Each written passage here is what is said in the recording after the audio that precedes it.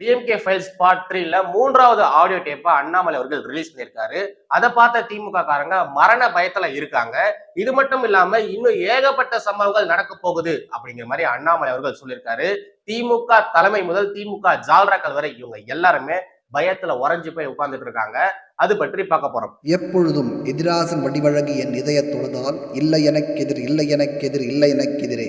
ஸ்ரீமதே ராமானுஜாய நமஹா. ஜனவரி 28 தேசிய தென்றல் டாக்டர் JS ராஜ்குமார் அவர்களின் பிறந்த நாளை முன்னிட்டு நடக்கும் சமூக நல்லிணக்க விழாவில் இலவச மருத்துவ முகாம், மகளிர் மார்பக புற்றுநோய் முன்னறி சிறப்பு பரிசோதனை முகாம், உயர் சிகிச்சைக்கு ரூபாய் 5 லட்சம் மதிப்புள்ள ஆயுஷ்மான் பாரத் மருத்துவ காப்பீடு வழங்குதல், விஸ்வகர்மா யோஜனா திட்டத்தின் கீழ் ரூபாய் 2 லட்சம் வரை கடன் உதவி வழங்குதல் போன்ற பல நிகழ்ச்சிகள் நடக்க இருக்கிறது. நாள் 28/1/2024 காலை 8 மணி முதல். இடம் புனித ஜார்ஜ் வளாகம், வஉசி திடல், ஈவேரா நெடுஞ்சாலை, பச்சையப்பன் கல்லூரி எதிரில், சென்னை. ஏழரை தேசியவாதிகள் அனைவருக்கும் வணக்கம். ஃபர்ஸ்ட் நாம பார்க்க போறது டிஎம்கே ஃபைல்ஸ் பார்ட் 3ல அடுத்ததாக அண்ணாமலை அவர்கள் ரிலீஸ் பண்ண ஆடியோ டேப்பை தான் பார்க்க போறோம். லாஸ்ட் 2 ஆடியோ டேப்பை கண்டிப்பா நீங்க எல்லாருமே கேட்டிருப்பீங்க. திமுகவும் அரசு அதிகாரிகளும் எப்படி 2G வழக்க திசை திருப்புறதுக்கு என்ன மாதிரியான தில்லாலங்கடி எல்லாம் பண்ணாங்க அப்படிங்கறத நம்ம எல்லாருமே தெளிவா பார்த்திருப்போம். லாஸ்ட் 2 ஆடியோ டேப் நம்ம கேட்டிருப்போம் பாத்தீங்களா, அதுக்கு கொஞ்சமும் குறைச்சல் இல்லாம தான் இந்த 3வது ஆடியோ டேப்பும் இருக்கு. அதை இன்னைக்கு நம்முடைய அண்ணாமலர்கள் அவருடைய ட்விட்டர் பக்கத்துல ஷேர் பண்ணியிருந்தாரு. இதுல ஹைலைட்டான விஷயம் என்னன்னா, இந்த வீடியோவை அதாவது இந்த ஆடியோ டேப்பை ரிலீஸ் பண்ணும்போது அவர் சொன்ன முக்கியமான சில விஷயங்கள் ஒரு போஸ்ட் ஒன்று போட்டுட்டு அப்புறமா நம்முடைய அண்ணாமலர்கள் அந்த ஆடியோ டேப்பை ரிலீஸ் பண்ணியிருந்தாரு. அதுதான் இங்க சைட்ல அண்ணாமலர்கள் போட்ட அந்த ஒரு போஸ்ட போடுறேன். ஃபர்ஸ்ட் நாம அந்த போஸ்ட பாத்திரலாம். அதுக்கப்புறமா அந்த 3வது ஆடியோ டேப்பையும் நம்ம கூர்ந்து கவனிக்கலாம். Third tape, conversation between DMK MP former minister Thiru A Raja, the prime accused in the 2G case. The prime accused in the 2G case.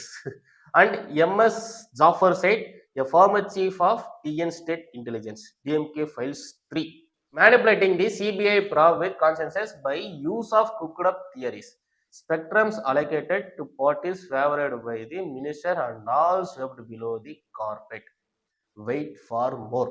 இந்த வெயிட் ஃபார் மோர் பாத்தீங்களா, இதை லாஸ்ட் 2 டேப்ல இருந்து நம்மளுடைய அண்ணாமலர்கள் சொல்ல ஆரம்பிச்சிருக்காரு. இது மட்டும் கிடையாது கண்ணா, இதுக்கப்புறமா இன்னும் உங்களுக்கு நிறைய விஷயங்கள் காத்துட்டு இருக்கு அப்படிங்கிற மாதிரி நம்மளுடைய அண்ணாமலர்கள் தொடர்ந்து சொல்லிட்டு வந்துட்டு இருக்காரு. அவர் சொன்ன மாதிரியே அடுத்தடுத்த ஆடியோக்களை அண்ணாமலர்கள் ரிலீஸ் பண்ணிட்டு வந்துட்டு இருக்காரு. இது 3வது ஆடியோ தான். இதுக்கப்புறமா இன்னும் ஏகப்பட்ட ஆடியோஸ்கள் இருக்கு. ஒட்டுமொத்தமா 11 ஆடியோ டேப் அப்படிங்கிற மாதிரி நம்மளுடைய அண்ணாமலர்கள் சொல்லியிருந்தாரு. அதுல 3வது ஆடியோ டேப் தான் இது. சரி வாங்க, இந்த 3வது ஆடியோ டேப்ல நம்மளுடைய திமுக எம்பி திரு ராசா அவர்களும் அதுக்கப்புறமா ஜாஃபர் சைட் அவர்களும் என்ன பேசியிருக்காங்க அப்படிங்கிறத பார்க்கலாம்.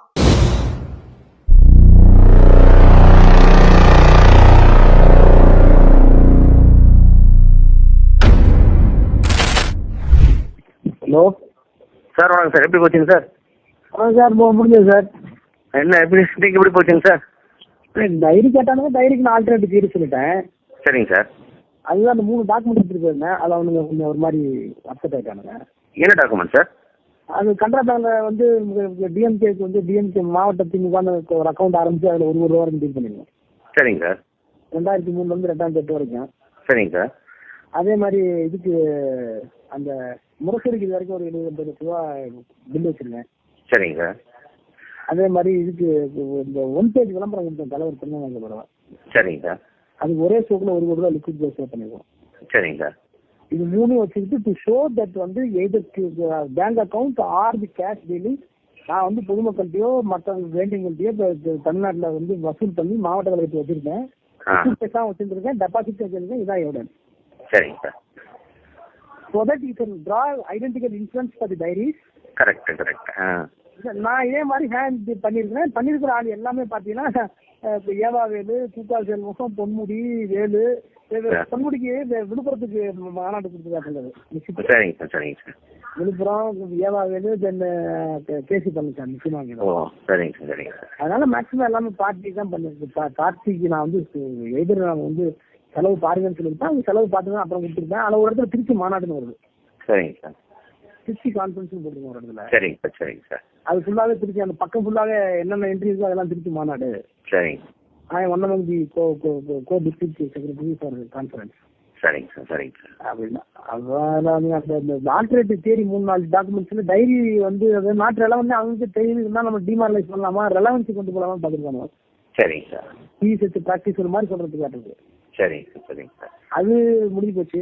சரிங்க சார். ஃபர்ஸ்ட் பாலியும் எக்ஸ்பிளைன் பண்ணி சொல்லியிருக்கேன். சரிங்க சார். 2001 ரேட் ஆக்ஷன் ரேட்லாம் சொல்லிட்டேன். ஒரே ஒரு இடத்துல டெல்லியில வந்து டாட்டாவை கொடுத்துருக்கணும், ஆனா நீங்க டாட்டாவை கொடுக்கல, ஃபைனான்ஸ் அவர்களுக்கு அந்த இடத்துல மட்டும் ஒரு சின்ன நிர்பந்தம் நிற்குது. அதான் சொன்னீங்க டாட்டா வேணான்னு சொல்லிட்டாங்கன்னு சொன்னீங்களே சார். அது நான் என்ன சொல்றேன், அவங்க என்கிட்ட ஒன்று ப்ரெஸ் பண்ணல, வேண்டாம்னு சொல்லிட்டாங்க, நிறுத்தி வைக்க சொன்னாங்கன்னாக்கா அவன் நிறுத்தி வைக்க சொல்லுவான், இது டூப்லா சார் அப்படின்னா. எந்த வருஷம் கொடுத்தாங்க சார்? அது அந்த 2008 கொடுத்தது தான் சார். சார் அவன் தான் அப்புறம் அவன் இன்க்ரீஸ் பண்ணலையே, அவன் வேற இதுக்கு போயிட்டாங்க. சரிங்க சார். அப்புறம் மாத்திக்கிட்டான். நான் வேற சொல்றேன். கேட்டாங்க காலைல சிஎம் கேட்டாங்க, இதெல்லாம் கரெக்டாக தான் போச்சு நீங்கள் சொன்னது அப்படியே சொன்னேன். இன்னைக்கு இல்லை அதான் போயிருக்காங்க, இன்னைக்கே முடிச்சிடலாம் ஃபோன் ஒன்றுன்னு சொல்லி அப்படின்னு சொல்லிடுறேன் சார். இப்போ பேசுகிறேன் இதுல அவனுங்க எந்த வேற பொண்ணு தான் இருக்கீங்க? நான் வரேங்க சார், கூப்பிட்றேங்க சார். சரி. லாஸ்ட்ல சொன்னதை நீங்க கவனிச்சிருப்பீங்க. வேற போன்ல தானே பேசுறீங்க, வேற போன்ல தானே பேசுறீங்க அப்படிங்கிற மாதிரி நம்மளுடைய ராஸ் அவர்கள் சொல்லியிருப்பாரு. இதுல ஒரு 2 விஷயத்த மட்டும் நான் நோட் பண்ணி வச்சிருக்கேன். ஃபர்ஸ்ட் ஏவா வேலு, பொன்முடி, கீதா ஜீவன், அப்புறம் இன்னொருத்தர் பேரை சொல்லியிருந்தாரு. இது மாதிரி இவங்களோட பேர்லாம் சொல்லி நம்முடைய ராஸ் அவர்கள் பேசியிருக்காரு. அதுக்கப்புறமா அவர் சொன்னது அல்டர்னேட்டிவ் தியரி, அதாவது இந்த விஷயத்த திசை திருப்பறதுக்காக இவங்க இது மாதிரியான செட் பண்ணி வச்சிருந்தாங்களே இந்த தியரிஸ்லாம், மக்கள் கிட்ட இந்த விஷயம் பெருசா போய் சேரக்கூடாது, பப்ளிக் இது வந்து பெருசா பார்க்கக்கூடாது, பப்ளிக் அட்டென்ஷன் இந்த கேஸ்ல இருக்கக்கூடாது அப்படிங்கிற மாதிரி நிறைய விஷயங்கள் அந்த டைம்ல பண்ணதா அண்ணாமலை அவர்கள் சொல்லியிருக்காரு. அவர் தொடர்ந்து ரிலீஸ் பண்ணக்கூடிய இந்த ஆடியோ டேப்லாம் பார்க்கும்போது அது உண்மைதான்ற மாதிரி தான் நமக்கும் தோணுது. ஏன்னா இதுக்கு முன்னாடி ரிலீஸ் பண்ண ஒரு ஆடியோல பாத்தீங்கன்னா இந்த ஃபிஷர்மேன்களுடைய ஒரு போராட்டம் இருக்கு, அது மூலியமா நம்ம இதை வந்து டெலியூட் பண்ணிடலாம், மக்களுடைய கவனம் ஃபுல்லாவே அந்த போராட்டம் பக்கம் இருக்கும், நாம அந்த டைம்ல இந்த விஷயம் எல்லாம் பண்ணிடலாம், அதாவது இந்த ரைடு போன்ற விஷயங்கள்லாம் செஞ்சிடலாம் அப்படிங்கிற மாதிரி எல்லாம் பேசினதை நம்ம பார்த்திருப்போம். ஒரு வழக்கு ஒண்ணு நடந்திருக்கு, அந்த வழக்கு பற்றிய விவரங்கள் மக்கள் கிட்ட தெரியக்கூடாது, மக்கள் அதுல பெருசா கவனம் செலுத்தக்கூடாது அப்படிங்கிறதுக்காக என்ன மாதிரியான விஷயங்கள்லாம் செஞ்சிருக்காங்க பாருங்க. அதுவும் அந்த காலகட்டத்துல, அப்போ பெரிய அளவுல இந்த இன்டர்நெட்லாம் பாத்தீங்கன்னா பெருசா கிடையாது, ஸ்மார்ட் போன்ஸ் எல்லாம் பெருசா எதுவும் கிடையாது. அப்பவே இவங்க இந்த அளவு பண்ணிருக்காங்கன்னா அதுக்கு முன்னாடி எல்லாம் நீங்க கொஞ்சம் யோசிச்சு பாருங்க எது மாதிரியான விஷயங்கள்லாம் நடந்திருக்கும்னுட்டு. இல்ல நம்மளுடைய அண்ணாமலை அவர்கள் குறிப்பிட்டு ஒரு விஷயத்த சொல்லியிருப்பாரு. இந்த போஸ்ட் நான் உங்களுக்கு ஃபர்ஸ்ட் படிச்சு காமிச்சேன் பாத்தீங்களா, அதுல சொல்லியிருப்பாரு, conversation between DMK MP and former minister Thiru A Raja அப்படிங்கிற மாதிரி போட்டுட்டு the prime accused in the 2G case, prime accused அப்படிங்கிற ஒரு வார்த்தையை நம்முடைய அண்ணாமலை அவர்கள் இதுல யூஸ் பண்ணியிருப்பாரு. நீங்க கண்டிப்பா பார்த்திருப்பீங்க, திமுக காரங்க, திமுக ஆதரவாளர்கள், இவங்க வட்டத்துல இருக்கக்கூடியவர்கள் எல்லாருமே பாத்தீங்கன்னா 2G வழக்கு ஸ்திரத்தன்மை இல்லாத ஒரு வழக்கு, அதுல ராஸ் அவர்கள் குற்றம் செய்யாதவர் அப்படிங்கிற மாதிரிலாம் சொல்லிட்டு நிறைய பேர் அவங்களுக்கு சப்போர்ட் பண்ற மாதிரியும், இத மாதிரியான ஒரு குற்ற சம்பவங்கள் எதுவும் நடக்கவே இல்லை அப்படிங்கிற மாதிரியும், நம்மளுடைய ராஸ் அவர்கள், எம்பி கனிமொழி அவர்கள், இவங்க எல்லாருமே தப்பு செய்யாம தான் திகார் ஜெயில இருந்தாங்க அப்படிங்கிற மாதிரியும் நிறைய பேர் பேசி நீங்க பார்த்திருப்பீங்க. முக்கியமா இந்த பிளிப் சேனல்ல ஒருத்தவரும் பாத்தீங்களா, குருபாய் சொல்லிட்டு நினைக்கிறேன் அவன் பேரு, அவன் இந்த 2G விவகாரத்தை பற்றி நான் பேசுறேன்னு சொல்லிட்டு அப்போ பயங்கரமா முட்டு கொடுத்து பேசியிருப்போம். இந்த 2G எல்லாம் ஒன்றும் நடக்கவே இல்லை, இது மாதிரி ஊழல் எல்லாம் ஒன்றும் நடக்கவே இல்லை, இது மாதிரிலாம் ஊழல் நடந்திருந்ததுன்னா இந்திய அரசாங்கம் சும்மா விட்டுருக்குமா அப்படிங்கிற மாதிரிலாம் பயங்கரமா முட்டு கொடுத்துருப்பான். உங்களுக்கு டைம் இருந்தா அந்த வீடியோ இன்னமும் வச்சிருந்தானா தயவுசெய்து போய் பாருங்க, எப்படிலாம் அவன் பேசியிருப்பா, எப்படிலாம் அவன் முட்டு கொடுத்துருப்பான் அப்படிங்கிறத போய் பாருங்க, செம்ம ஃபன்னா இருக்கும். நம்ம தமிழக மக்கள் கிட்ட இருக்கக்கூடிய மிகப்பெரிய கெட்ட பழக்கம் என்னன்னா மறதி. இது வந்து பாத்தீங்கன்னா தேசிய வியாதின்னு சொல்லுவாங்க. அது உண்மைதான், தமிழக மக்கள் கிட்ட அந்த மறதி அப்படிங்கிறது கொஞ்சம் அதிகமாவே இருக்கு. அதனாலதான் என்னவோ தெரியல, ஒவ்வொரு 5 வருஷத்துக்கு ஒரு முறையும் நம்முடைய தமிழக மக்கள் என்னெல்லாம் நடந்தது அப்படிங்கிறது எல்லாத்தையும் மறந்து போயிட்டு இவங்க பண்ண தப்பையே மறுபடியும் பண்ணிட்டு இருந்தாங்க. 5 வருஷத்துக்கு ஒரு முறை இவங்க என்ன தப்பு பண்றாங்களோ அதையே தான் மறுபடியும் நம்மளை தமிழக மக்கள் பண்றாங்க. பட் இதுக்கப்புறமா அத மாதிரி ஒரு வியாதி நம்மளுடைய மக்களுக்கு இருக்கக்கூடாது, அந்த மறதி அப்படிங்கிற வியாதி நம்முடைய மக்களுக்கு இருக்கக்கூடாது.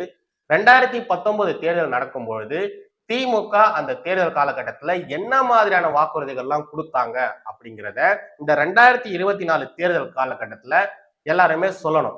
2019 திமுக இத மாதிரி எல்லாம் வாக்குறுதிகள் கொடுத்தாங்க, அந்த 2019 கொடுத்த வாக்குறுதிகள் எல்லாத்தையுமே இவங்க ஆட்சி காலகட்டத்துல இருந்த இந்த 5 வருஷத்துல அவங்க நிறைவேற்றிருக்காங்களா?